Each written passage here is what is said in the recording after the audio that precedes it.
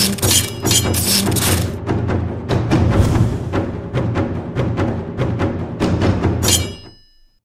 to the hospital via ambulance. Yeah. Hey guys, welcome to another episode from NinjaGaijin. And on today's episode is going to be about car accidents, right? Specifically, what happens afterwards, etc. So I just want to share you a little story about myself. So this happened about 5 years ago. I got into a car accident. I was making a right-hand turn and the car was coming straight. So technically it was more my liability, but the other individual ran a red light, so it was theirs as well. So basically what happened was I was turning right into the Family Mart. I saw it was a red light, and then instantly a car just smacked into my car. And what happened was my car did like a 360 and their car did like a 360. So I get out of my car, my airbag pops. I had this old K car, and I don't really think it helped my chest that much, because I remember as soon as the car accident like happened, you know, I had some like chest pains, and as soon as I got out I had like side pains.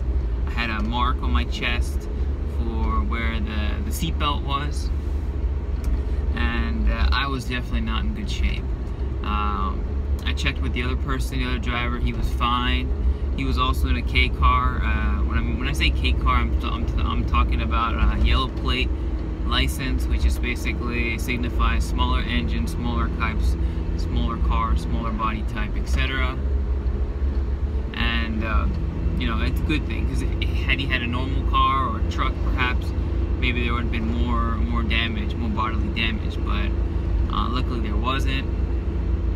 So I get out, he's fine, I'm hurting real bad, and then like, interesting enough, where the accident occurred, it was literally right outside a police station. So we didn't have to call anybody, they just came out, right?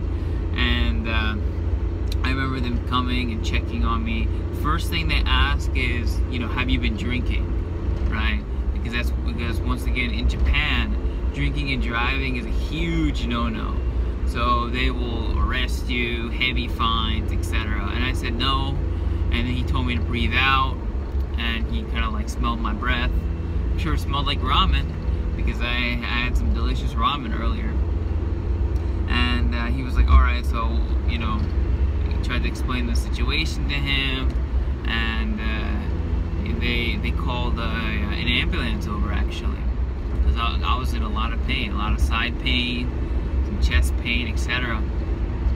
So I go into the ambulance, and if you've ever been in an ambulance, they're very cold. So I remember them putting like a blanket on me, and there was, I want to say there was a driver, a person who sat next to the driver, and there was two people in the back with me. And they were, you know, asking me questions, and I remember they were like, okay, well, where's like, is there someone we can call, right? And I was like, yeah, you can call my girlfriend. At the time, I wasn't married yet. My now wife was my girlfriend at the time. So I was like, yeah, well, you know, I can call her. And I remember I was looking for my cell phone, and I couldn't find it. Right? For the life of me, I couldn't find it. I was searching. They searched outside. They ended up finding it, like, apparently it was in my pocket, but it had fell down. So it was on the floor of the ambulance truck. So they pick it up, and I unlock it, and they're like, yeah, so like who we're supposed to call? And I'm like just look for this name, you know. And they're like, okay, we found it. So they called her, and she didn't pick up. So they called her a few times, she didn't pick up. And the thing is, the accident had occurred at around 10 p.m. And the thing about Japan is, like, majority of hospitals, they're not open 24/7. All right, which is really strange. But the majority of hospitals are only open until about 8, sometimes 9, but most of the time it's 8 p.m. And then after for about 2 hours, they have what they call like an emergency room sort of open. Basically, the hospital is closed. They have one doctor on hand, and they will kind of like see you, but they won't run any extensive tests, right? They won't do like any chest X-rays, blood tests, etc. They'll just check your vitals, maybe listen to your like heart rate, like a stethoscope or something like that. But so what they did was, so I'm in the ambulance and they call around, and they and like the nearby hospitals are either closed or they refuse. They say no, we don't want, we can't deal with that type of patient, right? Either they're not equipped, they don't have enough doctors on hand. I don't know the situation, but they had called around. Everyone was either full or closed, so they ended up having to take me to Kobe, which is like an hour and a half from where I live. So it's a pretty long drive. It felt really fast in the ambulance though. I was talking to the guys in the ambulance, and apparently they can't exceed speeds faster than 80, but they are allowed to run 80 on the normal roads. And so they basically are allowed to go 80 kilometers an hour, not miles an hour, right? So I should mention that, kilometers an hour, and obviously they run the red lights, etc.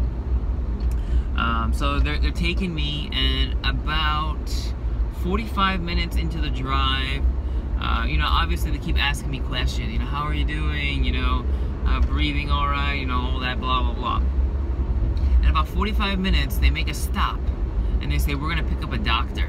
So I'm like, okay. So they stop, and this doctor literally just climbs in, when he's got all his head set up, like he's got like this, like, I don't even know what you want to call it, like a magnifying thing on his head. He's got, you know, all his equipment with him in a bag and stuff. You know, he was good to go. So apparently they either woke him up or they picked him up from his house. I don't really know. But he got in, and, you know, he was asking some of the similar questions that they had asked me, right? And, you know, how are you doing? Are you breathing? And all that. And I told him, like, my chest hurts, and, you know, my side hurts. So he had like it's the first time I ever saw it, but it was like a portable sonogram, right? So it was like a device. It looked like an oversized old school Game Boy with this wire coming out with this like gel ball or something. So he starts checking my my chest area, right, around my heart, around my side, and he said that he doesn't think that there's anything wrong, but we need to go to the hospital to run more extensive tests, just to be sure. So I remember getting wheeled into the emergency room in the Kobe hospital, and there was a lot of doctors here, like maybe like 10 doctors, 15 doctors, I don't know. First thing they did was they did a CT scan on my head. CT scans, if you don't know, obviously they're just like X-rays, but instead of taking 1 or 2 pictures, they take thousands upon thousands of pictures at different planes, right? CTs are life-saving. Obviously, MRIs are more safe because they're not, they don't give off any radiation. However, if you use a CT, they can get the results immediately, so it'll take like 3-4 minutes. So they put me in the machine, which looks like a semicircle, right? They check my brain, make sure there's no like issues, and that was, I guess that was fine.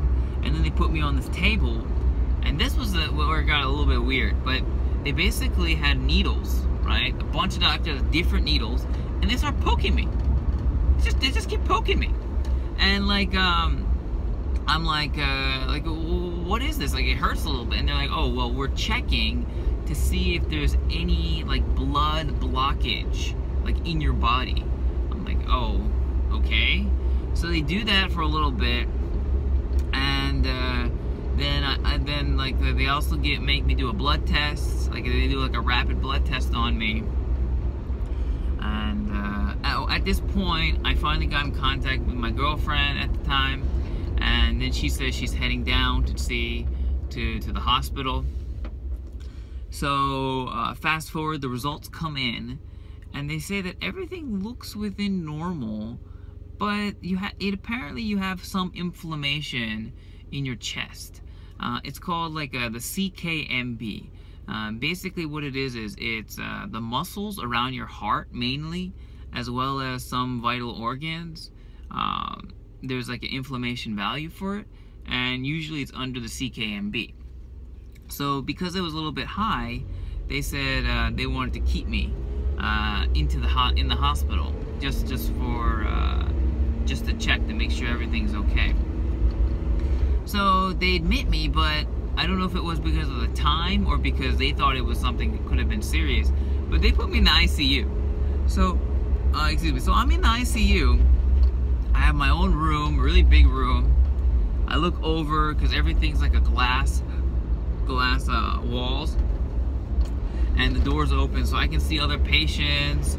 And let's just say I was in the best shape out of all of them.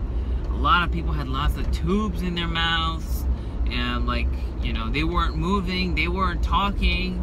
And because like the ICU, it's like super sensitive equipment, etc., I couldn't use my phone, no laptop, nothing. I remember halfway through the first day, one of the nurses actually felt bad for me. So she brought in like a really small radio and like just put it on, turned it on, and like allowed me to listen to the radio. But then after like a few hours, she was like, "Oh, well, we're gonna have to turn it off now." I'm like, "Oh, okay." So I remember just sitting there like zoning out. And while I was there, they obviously they didn't let me shower or anything like that. So I actually got like a rag bath. So basically, they didn't do it themselves because I said I could do it myself. But they gave me these wet like towelettes just to wipe down my body. I remember that to even urinate, like I wouldn't go to the bathroom even though I possibly could.